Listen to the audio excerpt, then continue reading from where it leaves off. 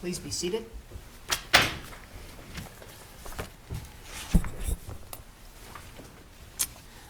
Court now calls case number CA IC1343, Osmond versus Tunglen, SCF. Counsel, this is the time set for oral argument. These proceedings are audio and video recorded. I will advise you that there is a link to the internet for this oral argument. It will be available in a few days, so you should understand that.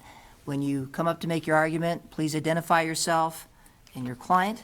You both have 20 minutes. You can reserve rebuttal time if you wish. We've read your briefs, we've discussed the case, we've conferenced it, so we're very familiar with it. You have a clock up at the podium, so you can keep track of your time. And without further ado, counsel. Thank you, Your Honor. Good morning, Your Honors. May it please the Court, my name is Janelle Yautzi, and I represent Mr. Haidar Osman. And I'd like to reserve at this time 3 minutes for rebuttal. This case is about determining what type of evidence is needed to convert a scheduled injury to an unscheduled injury pursuant to the Arizona Workers' Comp system. This was the issue that was before the court. Arizona courts have long recognized that multiple injuries may result in further complications for the worker returning to the workplace. And Arizona has established a number of presumptions that help courts figure out whether a pre-existing impairment actually combines with an industrial injury in order to convert it to from scheduled to unscheduled. The case that we believe is on point here is Allsbrooks. According to Allsbrooks, a prior non-industrial impairment converts to a scheduled injury upon a showing, no matter how slight, that a pre-existing condition resulted in an earning disability. The heart of the disability question is whether the employee's actual or presumed impairment is going to either reduce or eliminate their ability to work successfully. And that may or may not combine with other factors. Where do you get presumed impairment? Within workers' comp, there are oftentimes presumed impairment, presumed ability to work. Excuse me, I misspoke that. You do have to have a permanent impairment established, either under scheduled or unscheduled. So, earning capacity is undoubtedly a question of law. However, medical evidence has and can be used to help establish whether there is an earning capacity disability. In fact, some injuries are so obvious that they've been determined to be totally and conclusively disabling, and that's in statute 23-1044 E. Pursuant to 23-1044 the court shall look at all a variety of factors that impact ability to work. That would include things like occupational history, the nature and extent of the injury, the claimant's age, and a variety of other factors. Counsel, let me ask you a question on that. Sure. So, as I understand it, your evidence that you're saying supports the loss of earning capacity is the doctor's opinion. Is that Dr. Scott? Yes. And then your client's testimony. And the medical evidence submitted from his doctors that treated him in Syracuse prior to his injury. And with respect to Dr. Scott, I read his opinion. He talks about some physical limitations that your client has with standing and walking and lifting and so forth. And then he goes further and he gives the opinion that there's a loss of earning capacity. My understanding of the case law is that a doctor can give an opinion about loss of earning capacity if you lay a foundation that doctor understands the particular requirements of the job. And some of the cases I looked at, there's the Hobbs case and the Roach case. You probably read those. And sometimes the physician, either they have a special background, a vocational training background plus the medical background, or they may have a particular knowledge of the job. So is there anything in the record that shows your expert or Dr. Scott had some specialized training or was provided with the foundation to render this opinion that your client has a loss of earning capacity? Well, Dr. Scott is not only a pain management specialist, but he's a workers' comp certified specialist. So he's a specialist doing IMEs. I would further suggest that there are cases where medical testimony doesn't need to be necessarily uniquely in situations like with Prince and some of those cases, they determined that the medical evidence was competent. In this case, I would think that the impairments are such a great magnitude that that alone could possibly be a grounds for finding this case to be unscheduled as opposed to scheduled. Well, the question I think we have to ask is whether there's proof that the diabetes diagnosed in 1994 caused a lack of or an impairment of earning capacity sometime before the injury at issue in this case, right? Right. And how does the doctor's testimony in this case establish that? Because we're looking at an earlier period. Right, right. Was there any evidence about that? The only evidence would be the doctor's reading of the prior medical documentation that he reviewed as part of his IME. So he did in fact review the Social Security information and the functional capacity information that was filled out by two doctors in the Syracuse wound clinic. And they both agreed in two different documents that were submitted to the court that because of Mr. Osmond's obesity, chronic obesity, and his diabetic condition, that he was not suitable. It would be difficult, I think was the words they used, difficult for him to work in any kind of capacity, in any kind of work environment. During what period, though? Because from 1994 through at least 2007, 2008, it looked like Mr. Osmond was actually involved in quite a number of enterprises that could well have resulted in real earnings. Right. So I would say that the doctors were in the best position to figure out whether or not he was going to be able to continue to work. When they saw him in 2007, a mere mosquito bite was enough to give him a stage 2 ulcer. And in fact, when they filled out the paperwork, I think it's particularly significant that they believed that he would have difficulty working in any kind of situation, despite the fact that at the time they were filling out the paperwork, he was asymptomatic and he was, in fact, healing from that particular stage 2 ulcer. does that help or hurt? I think that helps. I think it helps because they're saying that despite the fact that he was able to resolve that one ulcer, he was still vulnerable enough that they believe that he should be applying for Social Security as he testified in court, and that he would have difficulty working in any kind of job whatsoever. Okay.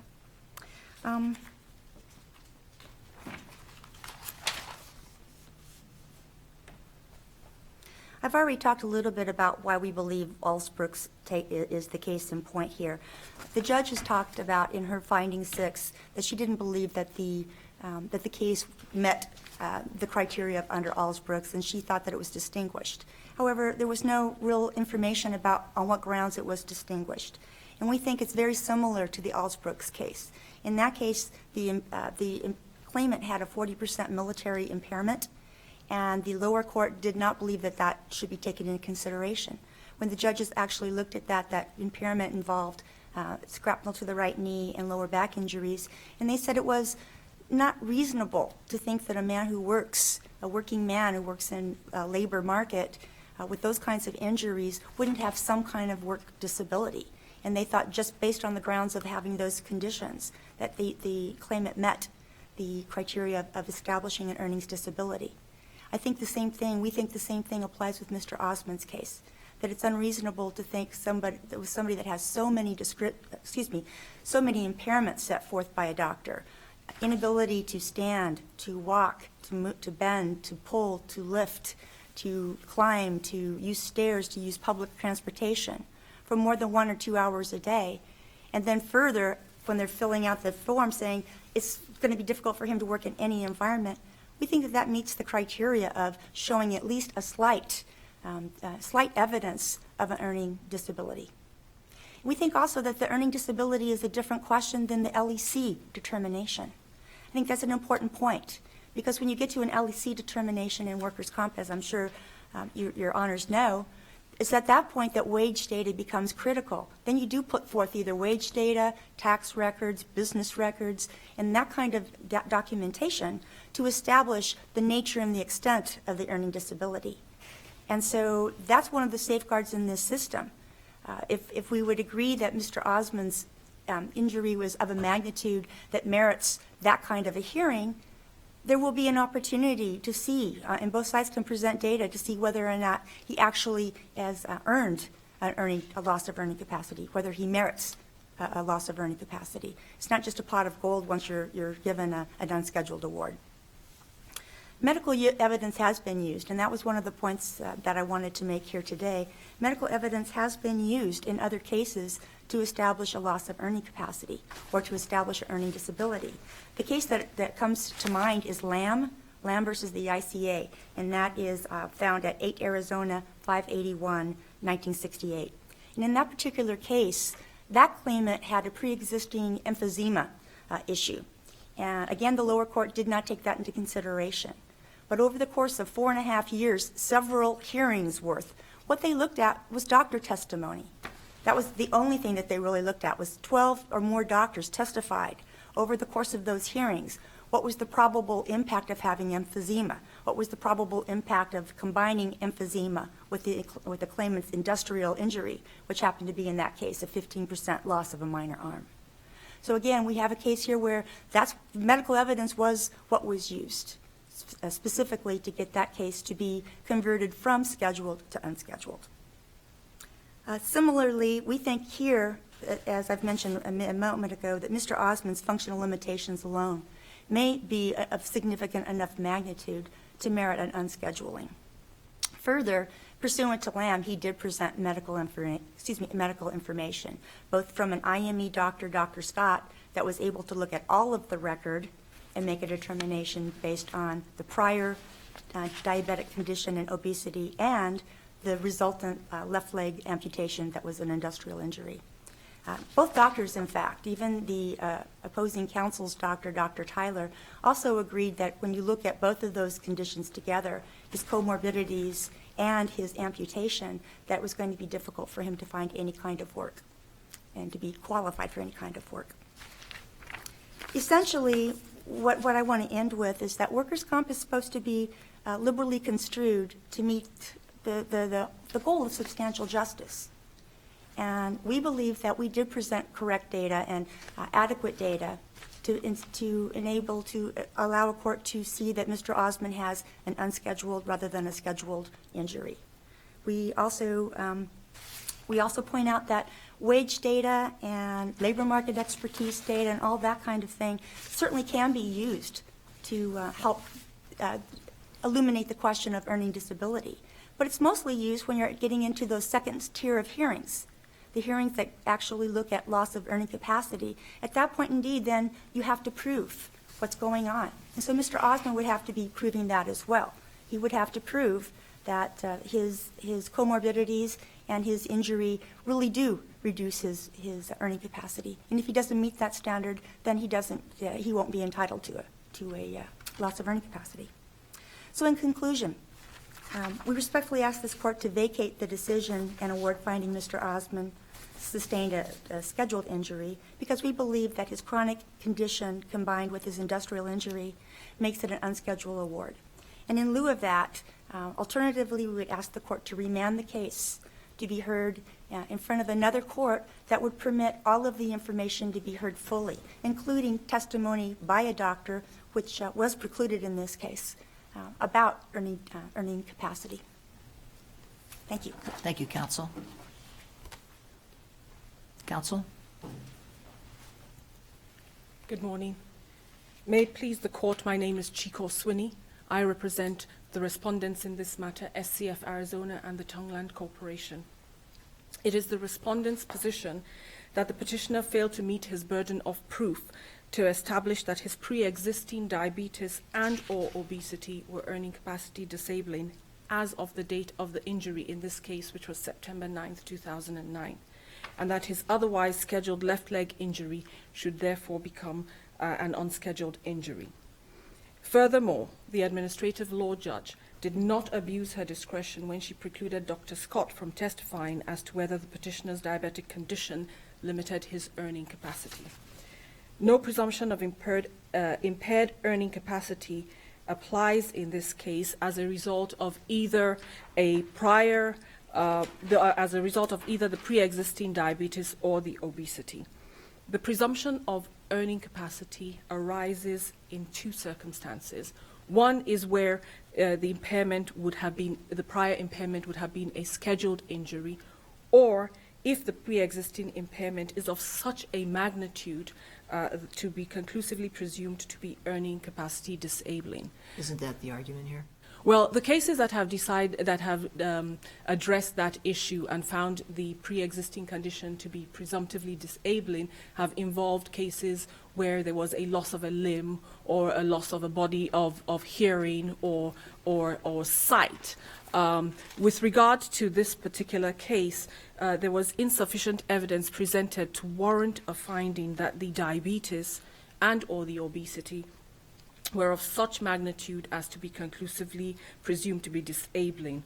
The evidence that was presented was that Mr. Osman had consistently worked with his diabetes, his uncontrolled diabetes. He was diagnosed with diabetes in 1994, and he worked between 1994 and 2007 with the uncontrolled diabetes. He had been born obese and was overweight and was always and was obese and had consistently worked with those conditions. The testimony does show that he did have the aggravation of his ulcers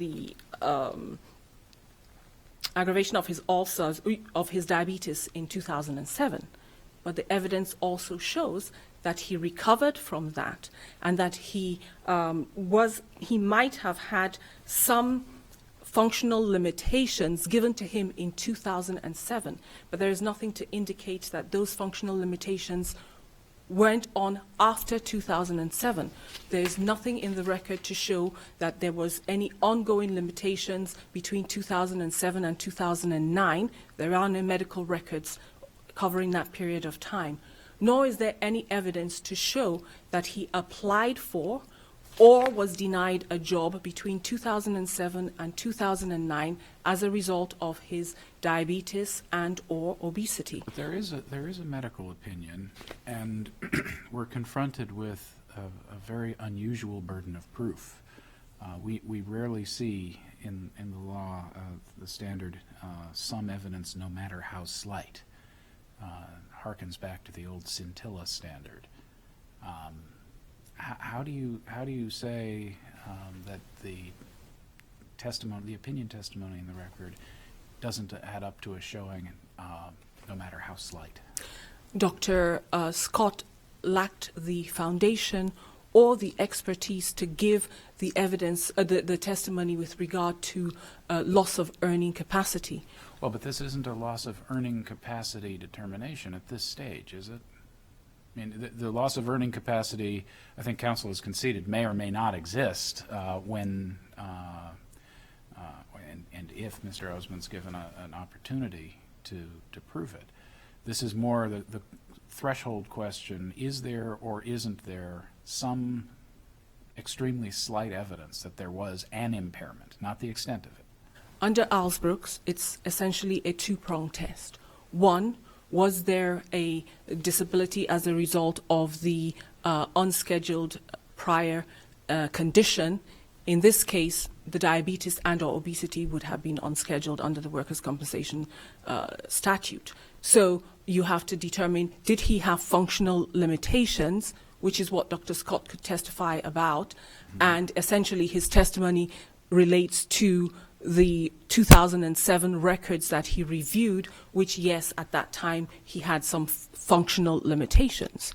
The second prong has to do with whether there was actually a loss or a decrease in his earning capacity.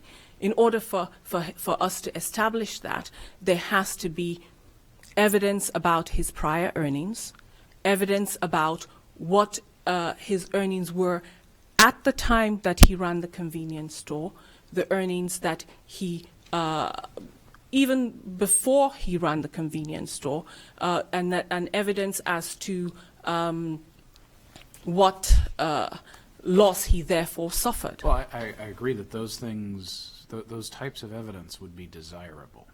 But to comply with the standard of some evidence, no matter how slight, can't a finder of fact draw inferences from functional limitations? Well, we don't know that those functional limitations were ongoing, but even if they were ongoing, the fact that a person has limitations to perform one type of work doesn't mean that they cannot perform another type of work and that it necessarily impacts their earning capacity. So we know that Mr. Osman studied law. He worked in Saudi Arabia for several years as an administrative, doing administrative work, and that there's nothing to show us that he applied for any work after 2007, between 2007 and 2009, that he was unable to do, or that reduced his earning capacity, his income, as a result of the diabetes or obesity.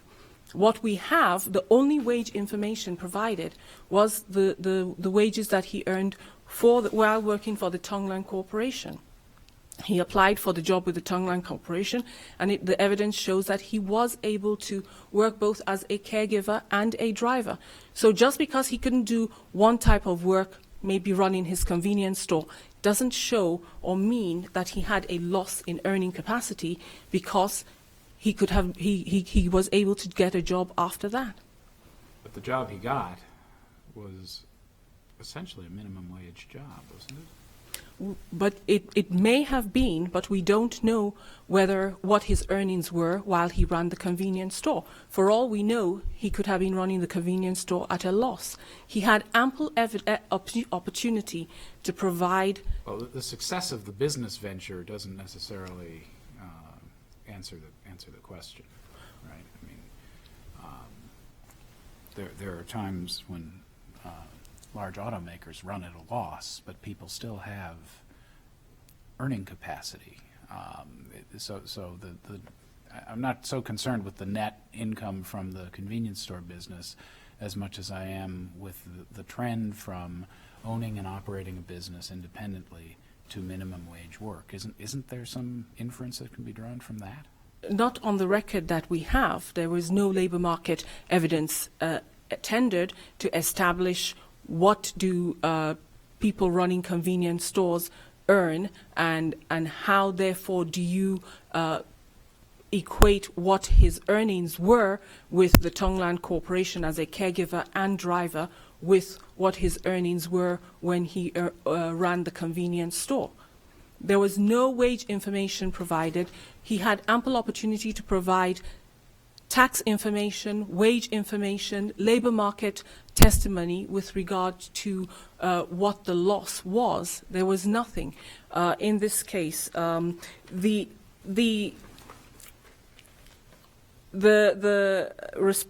petitioner asks the court to find that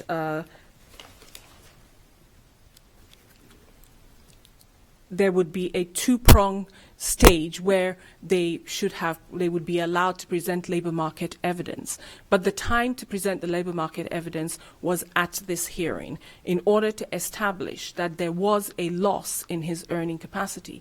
Dr. Scott, the case law has established that doctors can testify as to functional limitations, or in a case where they have, as you pointed out, the special expertise. There was nothing in this testimony to show that Dr. Scott had any special expertise or knowledge about the running of a convenience store, what the physical requirements were. We know that the petitioner told him that he had some difficulty performing some of the functions of his job, running the convenience store, but that does not mean that there was a loss in earning capacity. the petitioner himself, in his testimony, indicated that the complications he sustained in 2007 as a result of his diabetes, that he did not consider them to be injuries, that in fact he healed from it, and so in 2010, when he testified, he didn't feel that it was anything special or serious. We know that the testimony shows that he was advised to apply for Social Security disability, but there's nothing in the record to show that he actually applied for Social Security disability.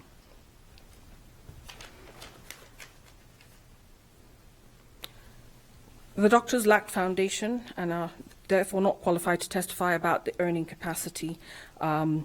What they could testify about is with regard to the functional limitations. There was no offer of proof made at the time of the objection of Dr. Scott's testimony as to his loss of earning, what his loss of earning capacity was at the time of the industrial injury in 2009. The petitioner asked the court to infer that he made more money as the owner-operator of the convenience store, and that he has suffered a loss of earning capacity by virtue of closing his convenience store. However, as I pointed out earlier, there is nothing in the record to form the basis for this inference. There is no wage information, no labor market testimony. In conclusion, it is our position that the testimony from the medical witnesses alone cannot carry the applicant's burden of proof to show that his diabetes and or obesity were earning capacity disabling at the time of this industrial injury in September of 2009.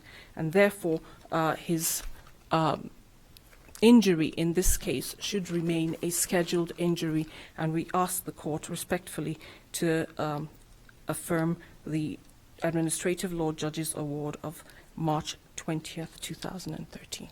Thank you. Thank you, counsel. The issue in this hearing was to determine whether Mr. Osmond had incurred an unscheduled or scheduled injury. It wasn't to have a loss of earning capacity discussion. And in fact, the judge was the first one to say, we are not here to talk about loss of earning capacity. What we were here to talk about was, did he meet the standard that was set forth in Allsbrook, where there was a showing of at least a slight amount of evidence that there would be some kind of earning disability. I think there's a big distinction between earning disability and loss of earning capacity. And I will concede that when we get to, if we get to discussion of loss of earning capacity, then wage data and a number of other things will be necessary, probably indeed even a labor market expert. But the other thing that I would like to point out, Your Honors, is the applicant is at a disadvantage here because to hire, for instance, a labor market expert costs $1,500, $2,000. And so we were not in the position to hire someone at this stage of the game because we didn't believe that we needed to do that. That wasn't the standard we were trying to meet. In terms of, is there an inference that he had a earning disability?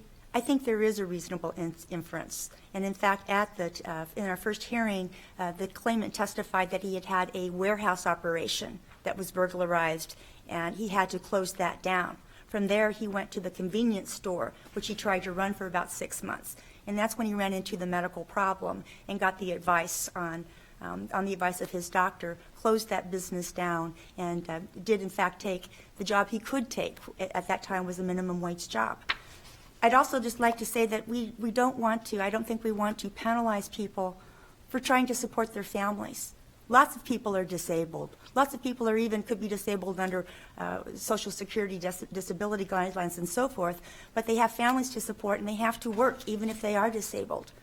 I think further, the fact that Mr. Osmond simply bumped his toe on a desk and ended up getting an infection and lost the leg from the knee, below the knee, does show that there was an ongoing problem with the diabetic condition. It wasn't something that had been healed, that he had not had to deal with since the period of time from 2007 to 2009. again, we respectfully ask the court to consider these findings and to either vacate or remand the case.